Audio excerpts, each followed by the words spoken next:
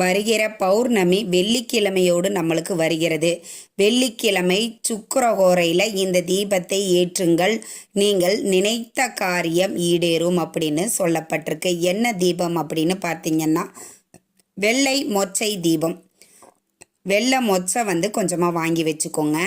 அதை ஒரு பூஜைக்கு உண்டான தட்டில் பரப்பிட்டு அதற்கு மேலே காமாட்சி விளக்கு இல்லைன்னா அகல் விளக்கு உங்ககிட்ட என்ன இருக்குதோ அந்த விளக்கை வச்சு நெய் விட்டு தீபம் ஏற்றுங்க.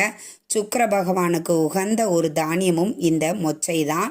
இந்த வெள்ளை மொச்சையை நீங்கள் சுக்கிரஹோரை நேரத்தில் நீங்கள் வெள்ளிக்கிழமை ஏற்றுங்க. வெள்ளிக்கிழமை பௌர்ணமி சுக்கிரஹோரை நேரத்தில் ஏற்றும்போது நீங்கள் நினைத்த காரியம் உடனே நடக்கும் அப்படின்னு சொல்லப்பட்டிருக்கு.